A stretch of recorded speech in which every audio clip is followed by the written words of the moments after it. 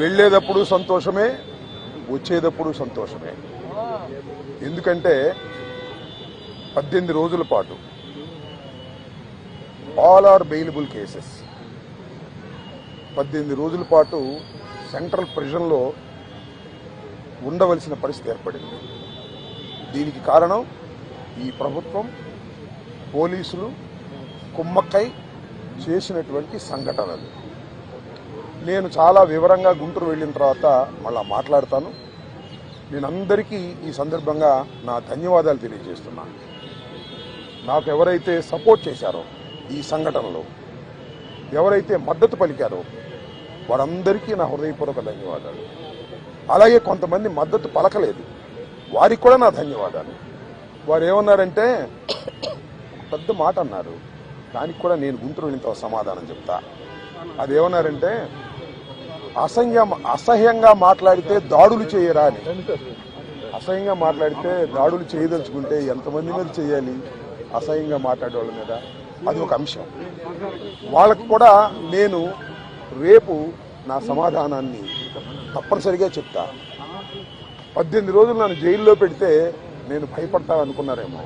భయపడే ప్రశ్న ఈ అంబటి రాంబాబుకు ఉద్భవించదని మనవి చేస్తున్నా. ఎందుకంటే ఈ చంద్రబాబు నాయుడు గారి ప్రభుత్వం వచ్చినప్పుడే జైల్లో ఉండటానికి సిద్ధపడ్డానని కూడా ఈ సందర్భంగా మనవి చేస్తున్నా. నన్ను హింసించాలని, నన్ను జైల్లో పెట్టాలని చంద్రబాబు, లోకేష్ ఎప్పటి నుంచో ప్రయత్నం చేస్తున్నారు. ఎక్కడో దొరికాను, లోపల పెట్టారు. చూద్దాం, టైం విల్ కమ్ అగైన్. పరిస్థితులు మళ్ళా మారతాయి. ఈ పాపానికి వారు పరిష్కారం చేయక తప్పదని కూడా ఈ సందర్భంగా నేను మనవి చేస్తున్నాను. రాజమండ్రి సెంట్రల్ ప్రిజన్ నాకు పట్టుదలను పెంచే ఒక శిక్షణా కేంద్రం అని కూడా ఈ సందర్భంగా నేను మనవి చేస్తున్నాను. మరింత పట్టుదలగా, మరింత కసిగా ఎన్ని కేసులు పెట్టినా, ఎన్ని రోజులు జైల్లో ఉన్నా ఒక్క అడుగు కూడా వెనక్కు వెయ్యను. జగన్మోహన్ రెడ్డి గారి నాయకత్వంలో ఈ కూటమి ప్రభుత్వాన్ని ప్రజాస్వామ్యబద్ధంగా కూల్చేంత వరకు ఈ పోరాటం ఆగదు. ఎన్నిసార్లు జైల్లో పెట్టినా వెనక్కు వెళ్లే ప్రశ్న లేదు. అన్యాయంగా, అక్రమంగా జైల్లో పెట్టారు. నా ఇల్లు దహనం చేయడానికి ప్రయత్నం చేశారు, నా కార్లు బగలగొట్టారు, నా ఆఫీస్ బగలగొట్టారు, నా పెళ్ళాం బిడ్డల్ని తరిమి కొట్టారు, నన్ను చంపడానికి ప్రయత్నం చేశారు, తీసుకొచ్చి జైల్లో పెట్టారు. ఏమైంది? ఏమైద్దని అడుగుతా ఉన్నా.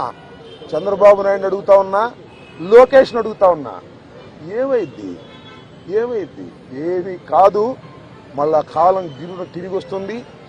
అన్నిటికీ సమాధానం ఇవాళ చాలామంది మిత్రులు మాట్లాడారు. బయట జరిగిన సంఘటనలు నాకు తెలియదు, చాలా తక్కువ మాత్రమే, పేపర్లో ఉన్నవి మాత్రమే నేను తెలుసుకున్నాను. జైలు జీవితాన్ని నేను అనుభవించాను అనుకోకండి, ఎంజాయ్ చేశాను. ఎంత కఠినంగా ఉన్నా ఎంజాయ్ చేశాను. ఎందుకంటే ఒక రాజకీయ స్ఫూర్తితో రాజకీయాల్లోకి వచ్చినటువంటి వ్యక్తిని నేను, పట్టుదలగా ముందుకు సాగే వ్యక్తిని జైల్లో పెడితే భయపడిపోయే వ్యక్తిని అంతకంటే కాదు, మరింత ధైర్యంగా పోరాట పటిమతో ముందుకు వెళ్ళేటటువంటి వ్యక్తిని కూడా మనవి చేస్తున్నా. ఎప్పుడు ఎక్కడా తప్పు చేయలేదు. పొరపాటు మాట్లాడితే వెంటనే పశ్చాత్తాపడ్డా. పశ్చాత్తాపానికి మించిన ప్రాయచిత్తం లేదంటారే, మరి ఏమిటి? ఎంతమంది పశ్చాత్తాపడ్డారు? నేను తప్ప ఎవరైనా పశ్చాత్తాపడ్డారా అని అడుగుతా ఉన్నా. సరే, ఏది ఏమైనా టైం విల్ డిసైడ్.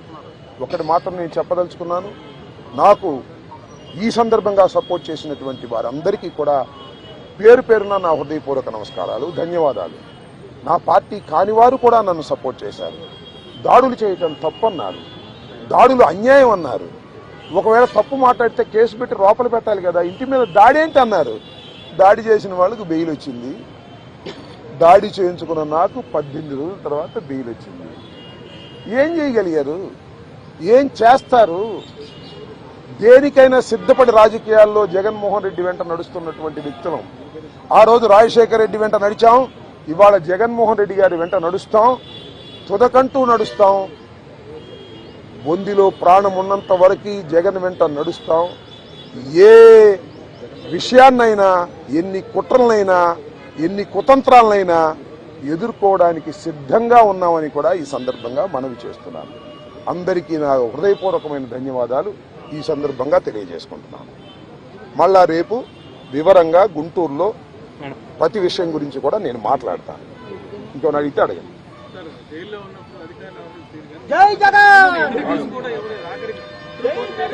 జైల్లో ఉన్నప్పుడు అధికారులు వాళ్ళ రూల్ ప్రకారం పోతారు, అక్కడ ఫుడ్డే పెడతారు. అది నాకు నచ్చినా నచ్చకపోయినా ఆ ఫుడ్డే తింటాను. కలకాలం తింటాను ఆ ఫుడ్. ఆ పెట్టిన ఫుడ్ నాకు నచ్చలేదు, ఎందుకంటే కొద్దిగా డబ్బులు ఉండవాళ్ళం కదా, మంచి ఫుడ్ తింటాం. జైల్లో మంచి ఫుడ్ కావాలంటే వస్తుందా? కోర్టు వారు నాకు ఆర్డర్ ఇవ్వలేదు. ఓకే, జైలు అధికారులు వారి ప్రవర్తన వాళ్ళది. వాళ్ళు నాకేమో స్పెషల్గా ఏం చూడాల్సిన అవసరం కూడా నేను ఎప్పుడు కోరుకోలేదు, కోరుకోను కూడా. సామాన్య ప్రశ్నలుగానే ఉండటానికి నేను ఇష్టపడ్డాను. కోర్టు ఆర్డర్ ఇస్తే బయట భోజనం తిన్నాం అనుకున్నాం, కోర్టు ఆర్డర్ ఇవ్వలేదు, లోపల భోజనమే తిన్నాం. కొద్దిగా చిక్కినట్టున్నా, అయినా ఏం కంగారేం లేదు, ఏం ఇబ్బంది కూడా ఏమి లేదు. ఆరోగ్యం బ్రహ్మాండంగా ఉంది, ఆరోగ్యం మరింత పట్టుదలగా ముందుకు సాగుతుంది.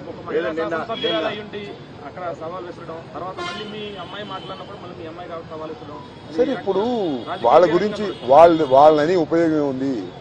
చంద్రబాబు మానిటర్ చేశాడు, లోకేష్ మానిటర్ చేశాడు దాడిని. కరెక్ట్ గా చెప్తున్నా నేను, చంద్రబాబు లోకేష్ మానిటర్ చేశారు దాడిని. 7 గంటల సేపు నా ఇంటి దగ్గర దాడి జరిగింది. 7 hours పోలీసులు ఉన్నారు అక్కడ. ఇంతకన్నా ప్రజాస్వామ్యంలో ఏం కావాలి చెప్పండి, నాకు అర్థం కాల. 5 గంటలకు వచ్చి 12 గంటలకు వెళ్ళారు. తెలుగుదేశం కార్యకర్తలనండి, దుండగులనండి, దుర్మార్గులనండి, గంజాయి బ్యాచ్ అనండి, పోలీసులందరూ అక్కడే ఉన్నారు. వాళ్ళ సమక్షంలోనే దాడి జరిగింది, వాళ్ళ రక్షణలోనే దాడి జరిగింది. మీ అందరికీ తెలుసు, నేను ప్రత్యేకంగా చెప్పాల్సిన అవసరం లేదు. బట్ నేను 11వ తారీఖున రాత్రి 10:20 నిమిషాలకు నేను అరెస్ట్ అయిన దగ్గర నుంచి ఇప్పుడు వరకు ఏం జరిగిందో బయట ప్రపంచంలో నాకు లిటిల్ నాలెడ్జ్ ఉంది. అంటే పేపర్ నాలెడ్జ్ తప్ప నాకు ఎవరు ఏమీ నాలెడ్జ్ ఇవ్వలేదు. కాబట్టి ఈ నాలెడ్జ్ అంతా తెలుసుకుని రేపు చాలా వివరంగా, చాలా సుదీర్ఘంగా నేను నా ఆవేదననండి, నా కోపం అనండి, నా బాధ అనండి, నా ఆర్గ్యుమెంట్ అనండి ప్రజల ముందు పెడతాను.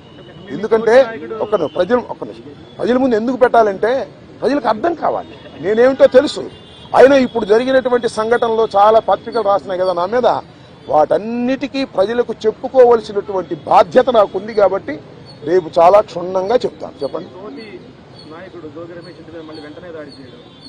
దార్ ప్లాన్స్. ఇప్పుడు నా జోగి రమేష్, అమ్మటి రాంబాబు అని కదా, వాళ్ళ విధానమే వైలెన్స్ లోకి వెళ్లి భయపెట్టాలని ప్రయత్నం చేస్తున్నారు.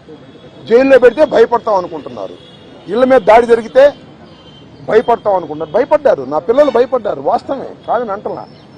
ఇంట్లోకి వచ్చి నా పిల్లలు, నా మనవలు ఉన్నప్పుడు దాడి చేస్తే భయపడతారు ఎవరైనా. పోలీసులు ఏం చెప్పారు తెలుసా, మీకు ఆశ్చర్యపోతారు. సార్ మీరు పారిపోండి సార్, పారిపోండి సార్ అని చెప్పారు. రక్షించాల్సిన పోలీసులు, ఆ గంగా వెంకటేశ్వరులు ఆయన తెలుగుదేశం ఆయన, పారిపోండి సార్ అంటాడు. మీరు గోడ దిగి వెళ్తారా అని చెబుతున్నాను. నన్ను గోడ దిగి ఉండకంటే సావటం బెటరాయా అని చెప్పా. అది నువ్వే కదా దాడి చేస్తున్నావు చెప్పా. ఏంది ఇదంతా?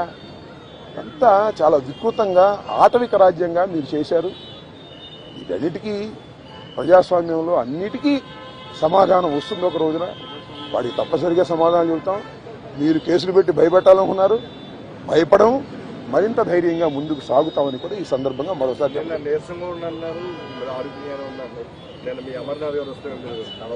ఆయనకి అట్లా కనపడ్డానేమో. నేను నీరసంగా ఎప్పుడూ లేను, లోపల ఏది ఇబ్బంది పడలేదు. కాబట్టి బాత్రూమ్ దగ్గర జారి కొద్దిగా పడ్డాను. నా అంతా నేను ఎవరి తప్పు లేదు. ఆ బాత్రూమ్లు అన్నీ ఉంటాయి కదా, మనం అలా ఉన్నాయంటే జైల్లో ఎలా ఉంటాయి అలాగే ఉన్నాయి. దాని గురించి పెద్ద ఏమైనా షవర్ ఉందా? లేదు కదా. So I don't care all these things.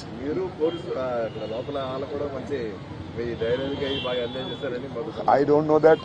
ఇప్పుడు నేనైతే ఒకటి, ధైర్యాన్ని వీడలేదు, వీడను, ప్రాణాలకు తెగించే ఉన్నాము.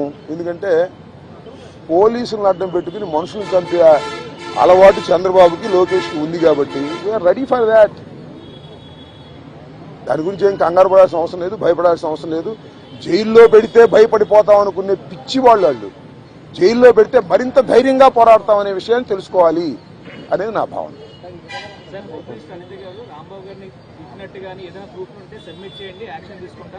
చూశారుగా మీరు, సోషల్ మీడియాలో చూడలేదా? నన్ను తిడతా ఒక ఆమె వీర విహారం చేసింది. వాళ్ళు కళ్ళుండి గుడ్డి వాళ్ళు పక్షపాతంగా వ్యవహరిస్తున్నారు. హోంమంత్రి చేతిలో ఉంది గారి గుడ్డి మైక్ తప్ప. ఆమె మైక్ హోంమంత్రి అంతా లోకేష్ చంద్రబాబు కదా మానిటర్ చేసేది. ఆమె ఏం చేస్తుంది పాపం? అనిత ఏం చేస్తుంది?